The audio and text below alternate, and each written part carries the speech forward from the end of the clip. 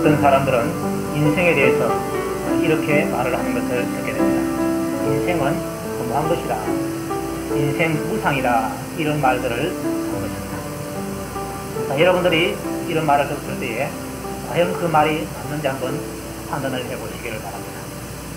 아마 많은 사람들은 이 말에 공감을 할 것입니다. 적어도 인생을 허무하게 살아가는 사람들에게는 그 말이 맞는 말입니다. 솔로몬의 전도서를 한번 보십시오. 그 초도부터 인생을 헛되다라고 노래를 하고 있습니다. 헛되고 헛되며 헛되고 헛되니 모든 것이 헛되다 이렇게 노래를 하고 있습니다.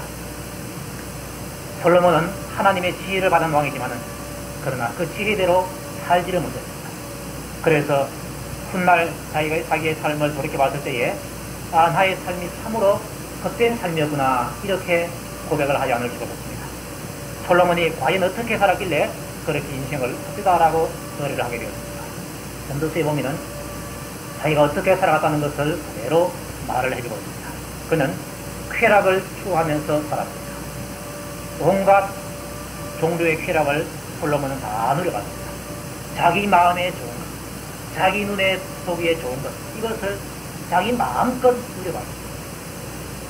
그랬더니 그 모든 것이 헛되다는 것을 경험을 하고서야 깨닫게 되었습니다. 헛된 것이구나 이렇게 고백을 했습니다. 또 그는 황금제일주의를 추구하면서 인생을 살아갑니다.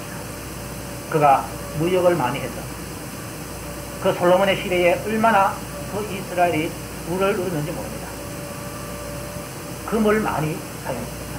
금이 하도 많아서 솔로몬이 사용하는 그릇, 또 궁궐에 사용하는 모든 그릇은 다 금으로 만든 그릇이라고 성경을 말하고 있습니다.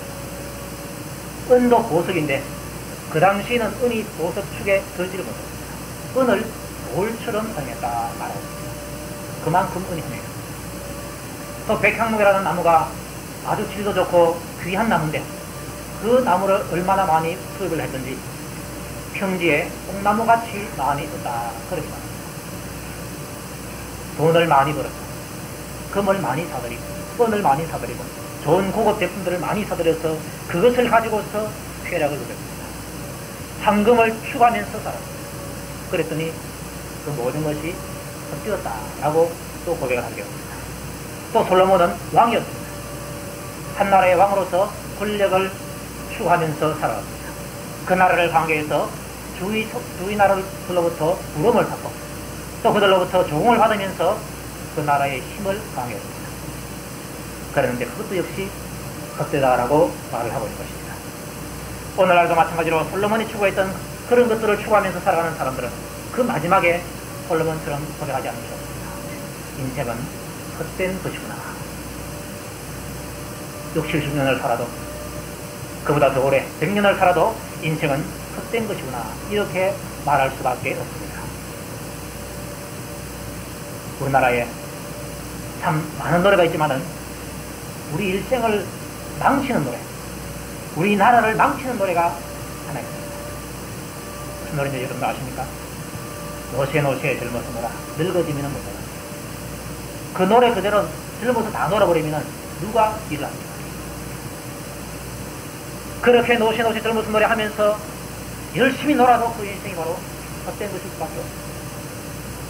또 어떤 사람들은 돈을 추구하면서 살아가는 사람들이 있습니다. 거기에다가 돈벌이 하는 데다가 자기의 목숨을 거는 사람들이 있습니다. 큰 기업을 이끄는 그러한 사장들, 그런 사람들의 특징이 있다고 합니다. 그 특징이 뭐냐? 잠을 뜨게 자는 것입니다. 다른 사람이 잠잘 그때에 그 사람은 깨어서 뭐를 하느냐? 몸벌궁리를 한다는 것입니다. 몸벌궁리. 앞으로 이 세상의 그 추세를 볼 때에 어떠한 사고를 하는 것이 돈이 남겠다. 이런 것을 늘 궁리하는 겁니다. 그래서 돈을 많이 버는 것입니다. 그렇게 해서 돈을 벌어서 마지막에 자기가 죽어버리면 어떻습니까? 죽어버리면 그 돈을 가지고 가지고 있습니다. 우리나라에 돈 많은 사람 그러면 옛날부터 이병철이 들었어요. 이병철. 그 별명이 다른 것이 아니라 돈병철입니다. 하도 돈이 많아서. 그가 죽었습니다. 죽고 난 다음에는 자기가 번 돈을 자기가 가져갈 수 없습니다. 다른 사람보다 더 좋은 혹은 관, 그걸 사용할 수 있을 것입니다. 또 아주 묘지도 잘해놨는지도 모르겠습니다. 그렇지만 그것이 자기에게 무슨 유익을 주겠습니까? 헛된 것입니다. 또 어떤 사람은 권력, 명예 이런 것을 추구하면서 사는 사람이 있습니다. 권력을 추구하는 사람, 거기에다가 목숨을 거는 사람들 참 많이 있습니다. 과거에 전두환 대통령 같은 사람은 대통령이 되기 위해서, 이 나라의 정권을 잡기 위해서 자기의 목숨을 걸었습니다. 12.12 사태를 일으킬 때에 거기에 가담했던 사람들을 목숨을 걸었습니다. 성공하면은 정권을 잡는 것이고, 실패하면은 사형선고를 받고 힘든 이슬로 사라질 수밖에 없습니다. 그런데 성공을 했습니다. 자기의 목숨을 거기다 걸었는데 성공했습니다. 그런데 그렇게 목숨을 걸어서 얻었던 그 권력을 얼마 만에 내놓았습니다. 10년 채 가지 못했습니다. 백단사로 쫓겨가고, 또 그것도 모자라서 감옥소까지 들어갔다가 나왔습니다. 목숨을 걸었는데 그 목숨을 걸고서 얻은 그 권력을 10년도 채받지를 못하고 쫓겨나는 신세가 되어버리고 말았습니다.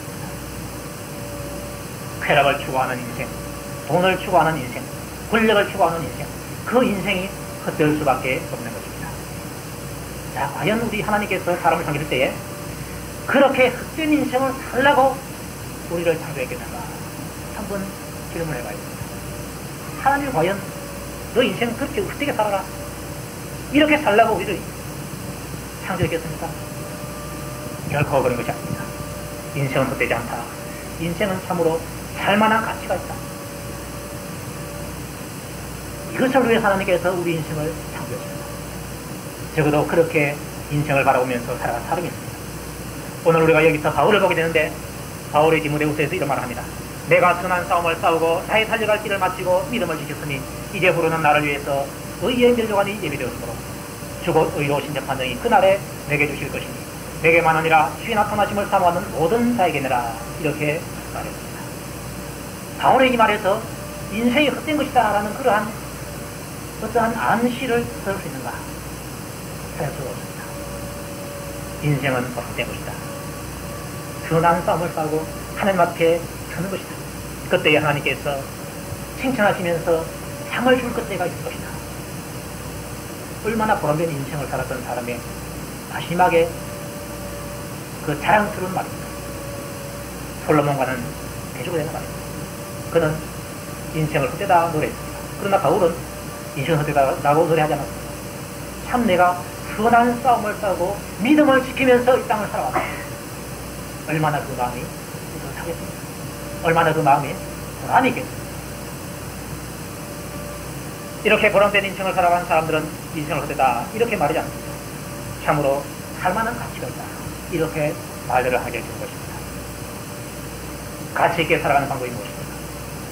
솔로몬도 가르쳐주었고 바울도 우리에게 가르쳐주었습니다.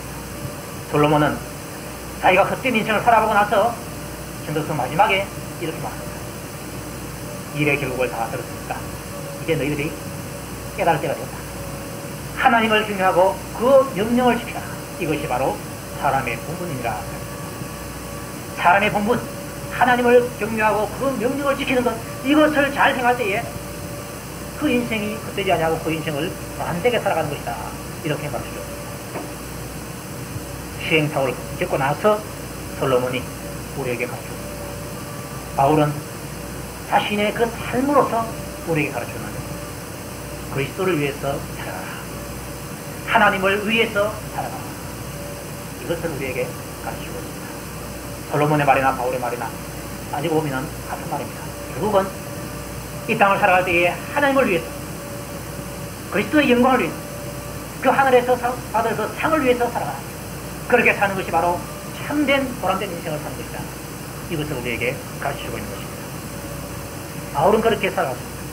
그는 쾌락을 추구하면서 사는 사람이 아니었습니다. 권력을 추구하지 않았습니다. 돈을 추구하지 않았습니다. 명예를 추구하지 않았습니다. 그리스도를 추구했습니다. 나는 고난당해도 그 고난을 통해서 그리스도께서 영광을 받으신다면, 또 그리스도의 복음이 전파된다면 나는 그것으로서 너무나 기쁩니다. 그것을 나는 영광스럽게 충하겠다. 이렇게 바울이 자기 마음속으로 다짐하게 되었습니다. 고난을 당해도 그리스도가 높아지면 나는 기쁘다. 이게 바로 바울의 인생관이었습니다. 이런 사상이 바울에게 있었기 때문에 자기를 괴롭게 하기 위해서 복음의 세력을 확장하려고 하는 그런 사람, 경쟁하기 위해서 복음을 생각하는 그런 사람들에게 대해서 허용할 수 있습니다. 전파되는 것은 그리스도니까 나는 기뻐하고 또한 앞으로도 기뻐할 것이다. 이렇게 노래를 하게 됩니다. 뿐만 아니라 자기의 장래 문제, 지금 감옥에 갇혀 있는데 앞으로 자기가 풀려날 것을 나름대로 알았습니다. 그 문제도 역시 자기의 평안한 생활, 쾌락, 명예, 여기에 초점 맞추는 것이 아니라 그리스도께 초점을 맞추고 있는 것을 보게 됩니다. 그래서 자기가 풀려나는 것도 나를 위해서가 아니라 바로 너희들을 위해서, 빌립보 성도들을 위해서, 그리스도의 일을 위해서 내가 풀려날 것이다. 그렇게 말했습니다. 그러한 바울의 그 심정을 우리가 이 본문을 통해서 알 수가 있는 것입니다. 19절 한번 보시기 바랍니다. 이것이 그랬습니다. 이것은 바울이 현재 당하고 있는 일입니다. 감옥에서 갇혀 있습니다. 갇혀 있을 때 그냥 갇혀 있는 것이 아니라 한쪽 발은 쇠사슬로 묶어놨습니다. 도망가지 못하도록. 이것이 너희 강구와 예수 그리스도의 성령의 도우심으로 내 구원에 이르게 할 줄 안다. 이렇게 말하고 있습니다. 여기서 말하는 구원은 감옥에서부터 풀려나는 것을 의미하고 있습니다. 감옥에서 언젠가는 내가 풀려날 수 있다. 무죄로 석방될 수 있다. 그것을 확신했는데 그렇게 감옥에서 무죄로 선고받고 풀려나는 그것이 무엇을 통해서 되는가? 너희 강구를 통해서 된다. 또 예수 그리스도의 성령의 도우심을 통해서 된다. 이렇게 말하고 있습니다. 여기서 바울이 중요하게 생각했던 것을 알 수 없습니다. 너희 간구라 그랬습니다. 간절한 기도가 바로 간구입니다. 기도. 바울은 성도들의 기도가 얼마나 큰 힘이 있고 가치가 있는지를 알았습니다. 그래서 너희를 나를 위해서 기도했다. 이 감옥에서부터 석방될 수 있도록 또 기도해달라. 너희들이 그렇게 기도하면 그 기도의 결과 내가 석방될 수 있다. 이렇게 말합니다. 자, 오늘날 우리가 생각할 때는 빌립보 성도들의 기도보다는 바울의 기도가 더 위력이 있지 않겠는가 이렇게 생각이 와요. 아마 다 그렇게 말할 것입니다. 저는 여러분 이런 말을 듣습니다. 제가 기도하는 것보다도 아무래도 목사님이 기도하는 것이 더 응답이 빠르지 않겠습니까?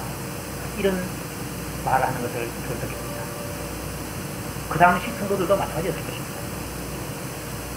자기들은 참 하나님과는 좀 멀리 떨어져 있는 사람처럼 느끼는데 아마 저 바울은 하나님과 가까이 있는 사람이 아니겠는가. 그래서 저 바울이 기도하면은 즉각 그 기도에 응답이 이루어지지 않겠는가. 이런 생각을 할 것입니다. 제가 저도 그런 생각이 듭니다. 성도들 기도보다는 차라리 바울 자신의 기도가 더 위력이 있지 않겠는가. 이런 느낌이 들지 않을 수 없습니다. 그러나 정작 바울은 자기도 기도하지만은 그러나 너희의 기도가 나에게 필요하다. 이렇게 말하는 것이고 하나님께서는 바울의 기도는 특별히 대접을 해서 잘 들어주고 성도들의 기도는 조금 대접을 좀 덜 해서 좀 덜 들어주고 이런 부분이 아니라는 것을 바울은 말합니다. 나의 기도도 필요하고 너희들의 기도도 필요하다는 것입니다. 그러니 나같이 부족한 사람이 뭐 기도해도 하나님께서 들어주시겠는가 이런 생각을 여러분들은 합니다. 생각을 바꿔야 됩니다. 나같이 부족해도 하나님께서는 나의 기도를 들으신다. 이렇게 바꿔야 됩니다. 빌립보 성도들이나 오늘날 우리들이나 뭐 별 차이가 있습니까? 그들도 그 가운데서 분쟁했었습니다. 바울을 좀 잘 도와주고 바울을 위해서 기도도 많이 해줬지만은 분쟁했었습니다. 별 뭐 다른 바가 없는 그런 성도들입니다. 그런데 그들의 성도들의 그 기도를 바울은 원하고 있습니다. 또 바울은 여기뿐만 아니라 다른 데서도 내가 복음을 증거하기 위해서 너희들의 기도가 필요하다. 내 앞에 복음의 문이 활짝 열려있도록 너희들이 좀 기도해달라. 이렇게 부탁하는 것을 보고 기도가 그만큼 힘이 있다는 것입니다. 성도들의 기도, 합심해서 하는 기도, 그 기도가 힘이 있다는 것을 우리는 기억을 해야 됩니다. 어떤 문제를 당했을 때에 내가 기도하면 되지, 이런 생각보다는 내 기도도 필요하지만 교회 전체 성도들의 기도도 필요하다. 또 더 나아가서 내가 알고 있는 그리스도인 한 사람이라도 더 아는 사람들에게 기도 제목을 말해줘서 기도 좀 해달라. 그렇게 해서 많이 기도하게 해서 문제를 해결하는 그러한 마음을 가지는 것이 영적으로 쓰여있다라고 말할 수 없습니다. 어떤 선교사들이 이런 말을 하는 것이 있습니다. 자기를 후원해주는 사람들 가운데서 재정적으로 후원해주는 사람도 있고 기도로서 후원해주는 사람도 있는데, 기도의 후원을 많이 받는 선교사가 선교를 잘할 수 있다, 이렇게 말하는 것이 있습니다. 쉽게 말해서 선교사에게 돈 많이 주는 것보다도 기도 많이 해주는 것이 더 낫다는 것입니다. 그 선교를 성공적으로 수행할 수 있다는 것입니다. 그만큼 기도의 힘이 크다는 것을 증거해주고 있는 것입니다. 그래서 너희들이 기도하고 또 나도 기도하고 이렇게 했을 때에 예수 그리스도의 성령의 도우심으로 내가 석방될 수 있다. 기도는 성령의 힘을 움직이는 그러한 역할을 하는 것입니다. 비유를 하자면은 스위치하고 오다, 이런 것을 비유할 수 있습니다. 여러분들이 막간에 가는 줄이 갈 때가 있을 줄 압니다. 그러면 어떻습니까?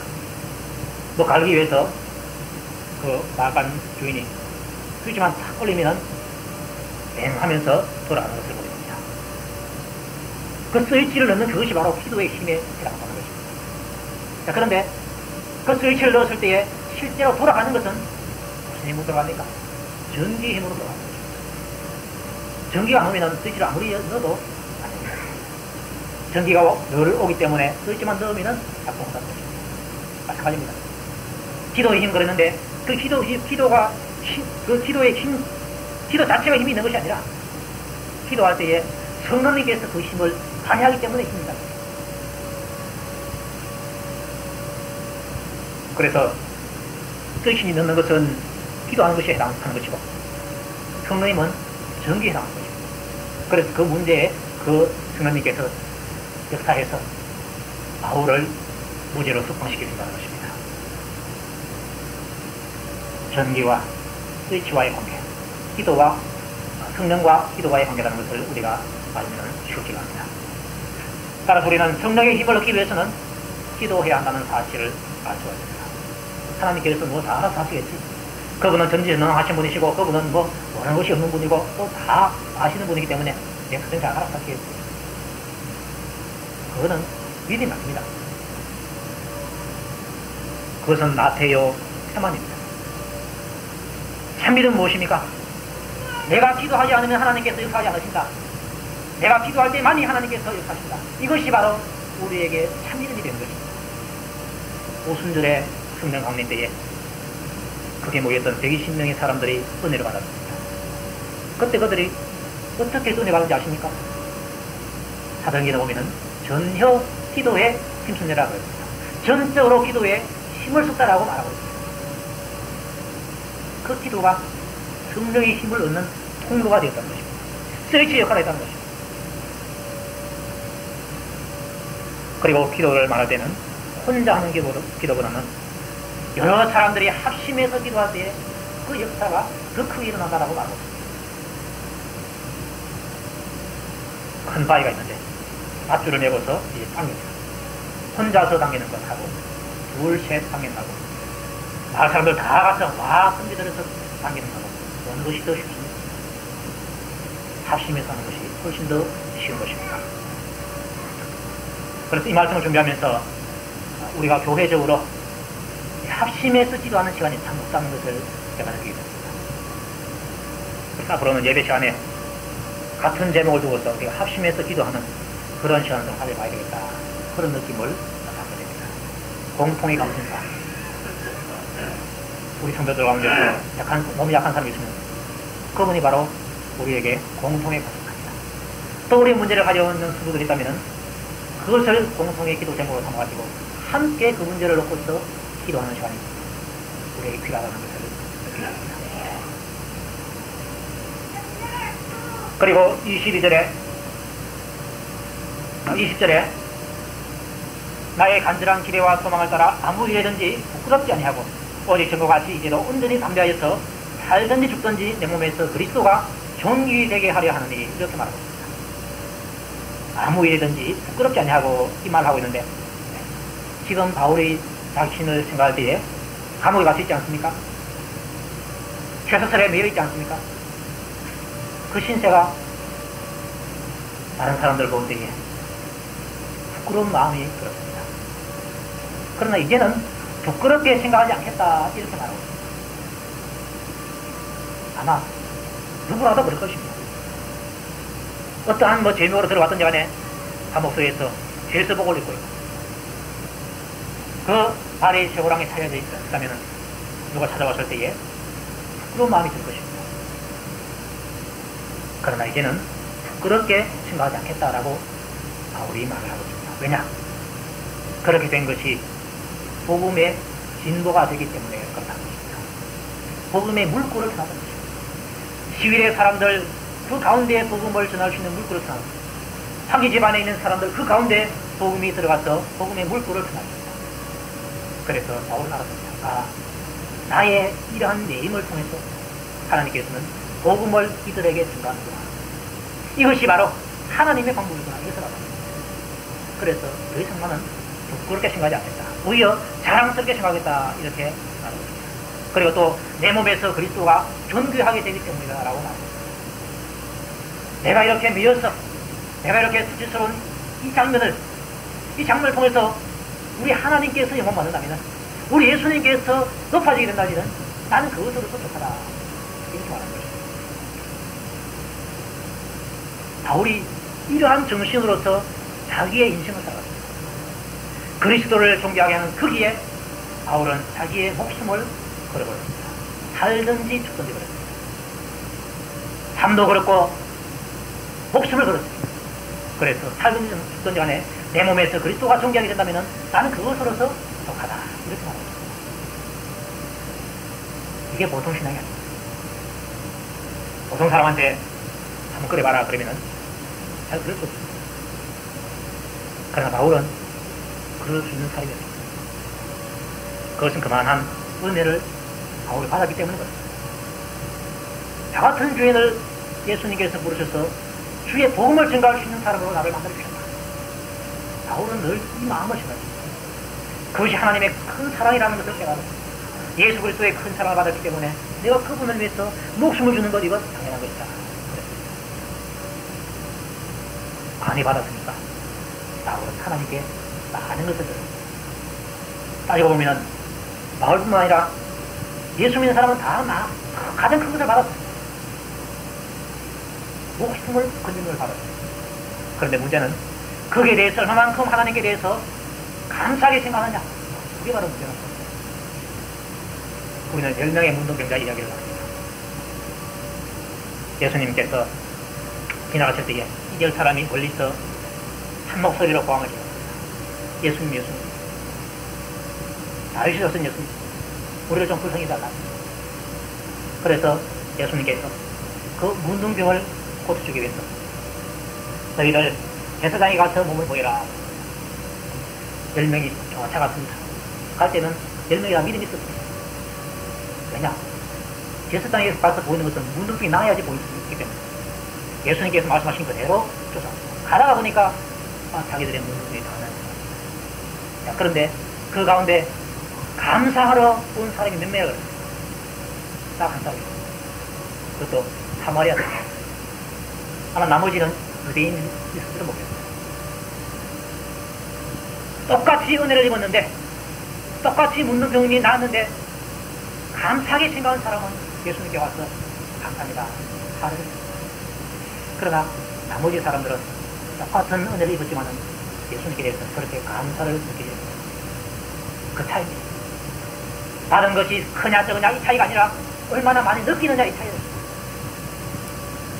바울은 많이 은혜를 느꼈습니다.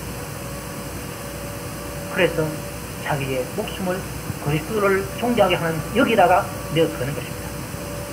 이것이 바로 영원한 것을 위해서 목숨을 거셨습니다.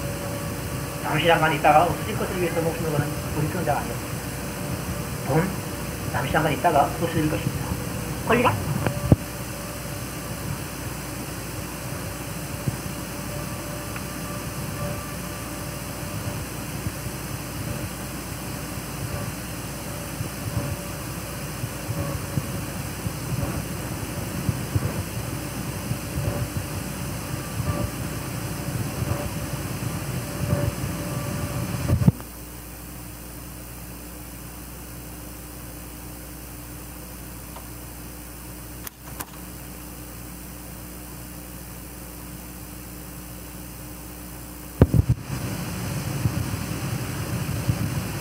돈, 잠시 잠깐 있다가 없어질 것입니다. 권력, 명예, 쾌락, 마찬가지입니다. 이런 것을 위해서 자기의 인생을 살아가는 사람, 이것을 위해서 자기의 목숨을 거는 그런 사람들은 인생을 못 살았다. 인생이 헛되다. 이렇게 고백하지 않을 수가 없습니다. 그러나 바울처럼 그리스도를 위해서 목숨을 걸어줄 때, 그 보람된 인생입니다. 마지막에는 내가 참 하나님 앞에서 선한 싸움을 싸우고 여기까지 왔구나. 그 인생을 보람되다라고 회수를 할 수가 있습니다. 바울뿐만 아니라 바울처럼 그리스도를 위해서 살아가던 모든 사람들이 다 이렇게 그 최후에는 보람된 날을 남기고 간 것을 우리가 보게 됩니다. 바울은 또 이렇게 말합니다. 이는 내게 사는 것이 그리스도니 죽는 것도 유익함이니라. 이렇게 말합니다. 사는 것이 그리스도다. 이 말은 나는 그리스도를 위해서 산다는 것입니다. 나는 그리스도를 위해서 산다. 그만큼 바울은 사랑을 그리스도에 대한 사랑이 컸습니다. 이렇게 그리스도를 위해서 살아가는 이 사람이 그리스도를 위해서 죽을 수도 있습니다. 순교자들이 바로 그랬습니다. 스데반이 주의 복음을 증가하기 위해서 살았습니다. 유대인들이 돌을 던지고서 돌을 던지기 위해서 돌을 잡고 있을 그때에도 두려워하지 않냐고 예수 그리스도를 증거했습니다. 그랬을 때에 순교할 수가 있었습니다. 폴리갑이라는 사람 마찬가지입니다. 평생을 살면서 예수님의 은혜를 증거했습니다. 주를 위해서 살았을 때에 주를 위해서 용감하게 죽을 수도 있게 되었습니다. 우리나라에도 순교자들이 참 많습니다. 주기철 목사님, 손양은 목사님, 이런 분들이 대표적인 사람들입니다. 그분이 살아갈 때에 주를 위해서 살았습니다. 그런 사람이 나중에 보니까 주를 위해서 또한 자기 목숨을 내어 죽더라는 것입니다. 순교는 아무나 하는 것이 아닙니다. 주를 위해서 살 수 있는 사람만이 주를 위해서 죽을 수도 있는 것입니다. 또 말합니다. 육신으로 사는 이것이 내 일의 열매이다. 이 말은 하나님 앞에 가서 상 받을 수 있는 일을 한다는 것입니다. 내가 살아서 여기에서 복음을 증거하고 또 장차 풀려나서 다른 데 가서 또 순교를 이렇게 하면은 그것이 내 일의 열매가 된다. 상 받을 수 있는 그러한 열매가 된다는 것입니다. 때문에 바울은 늘 이렇게 생각했습니다. 나는 죽어도 좋은 사람이고 살아도 좋은 사람이다. 이렇게 생각했습니다. 자, 죽으면은 천국에 가서 그리스도와 함께 영생 공락을 누리게 됩니다. 그러니 얼마나 좋습니까? 그거 참 그렇게 좋고 또 살아있으면은 그리스도를 위해서 일을 할 수 있으니까, 그래서 상을 많이 마련할 수 있으니까, 그래서 하나님께 영광을 많이 돌릴 수 있으니까 살아있어도 내가 참 좋다. 둘 다 좋다라고 말합니다. 둘 다 유익하니까 그러니 내가 어느 하나를 여기서 선뜻 취할 수가 없다. 그렇게 말하고 있습니다. 이 두 사이에 끼었으니 그렇게 말하고 있습니다. 그러나 내가 육신에 거하는 것이 너희를 위해서는 더 유익하다. 그렇게 말하고 있습니다. 빌립보 성도들을 위해서는 바울이 살아있는 것이 더 좋은 것입니다. 왜냐? 어려울 때 바울에게 가서 물어볼 수 있습니다. 또 바울이 자기 교회를 방문해서 얼마간 목회를 해준다면 그 바울에게서부터 말씀을 듣고 가르침을 받게 되니까 얼마나 좋겠습니까? 마치 아이들에게는 부모가 살아있는 것이 아이들에게 좋은 것입니다. 마찬가지로 빌립보 성도들에게 바울이 살아있는 것이 더 성도들에게는 유익한 것입니다.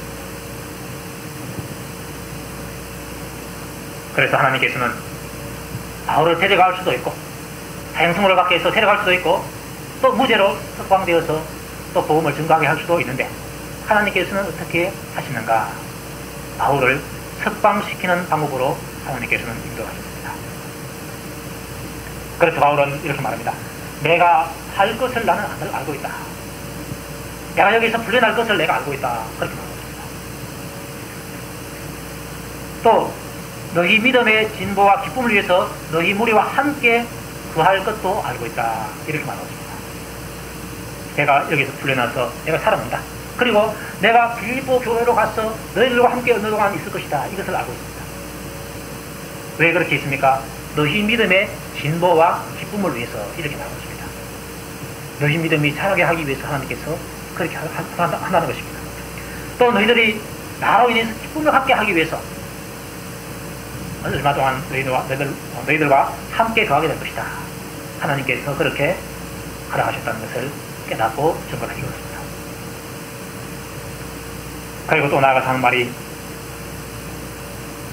내가 다시 너희와 같이 있으므로 그리스도 예수 안에서 너희 자랑이 나를 인하여서 풍성하게 하려 합니다. 바울이 빌립보 교회에 가게 있게 되면 빌립보 성도들의 자랑이 더욱더 풍성해진다는 것을 말을 하고 있습니다. 그들이 자기에게 복음을 전해줬던 그 바울이 다시 왔을 때 얼마나 자랑스럽겠습니까? 다른 사람들에게 할 말이 있는 것입니다. 주위 사람들이 바울이 옥에 갇혔을 때는 하는 말이 너희들에게 전해준 바울이 큰 죄를 지었구먼. 그래서 옥에 갇혀있지. 이렇게 놀렸는데 바울이 석방되어서 가게 되면은 와라. 바울이 무죄가 아니냐. 억울한 누명을 쓰고서 그렇게 하지 않았다. 그런데 그것을 통해서 하나님께서 시위대 안에 있는 많은 사람들이 예수 믿게 되었단다. 심지어는 황제 집안에 있는 사람들까지 예수를 믿게 되었단다. 이런 이야기를 바울에게서 많이 주워 듣고 다른 사람과 와서 자랑해 보십시오. 얼마나 그 자랑이 풍성했습니다. 그것을 위해서 하나님께서는 나를 석방시켜서 너희들에게 가게 할 것이다. 이렇게 말하고 있는 것입니다. 오늘 우리는 헛된 인생을 산 사람이 아니라 참으로 보람된 인생을 살아간 한 사람을 우리가 보고 있는 것입니다. 바로 바울이었습니다. 그리스도를 위해서 살아간 사람이었습니다. 하늘의 상을 바라보면서 살아간 사람이었습니다. 그렇게 살아갔을 때에 죽음을 앞두고서 인생은 헛된 것이구나. 내가 인생을 살았구나. 이런 말을 하지 않습니다. 그리스도를 높이기 위해서 살아갈 때에 그 사람은 마지막에 바울처럼 내가 참으로 선한 싸움을 싸우고 믿음을 지켰구나. 이제 내가 하나님 앞에 섰을 때에 그날에 상을 받는 일밖에 남지 않았구나. 이렇게 말할 수 있습니다. 그렇게 말하는 인생이 얼마나 보람된 인생이고 얼마나 하나님 앞에서 또 사람들 앞에서 자랑스러운 인생이 되겠습니까?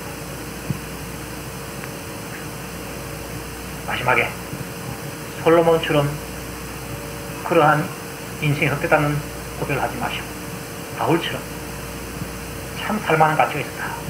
이렇게 노래할 수 있는 성도들 되시기를 주의 이름으로 축원합니다. 기도드리겠습니다.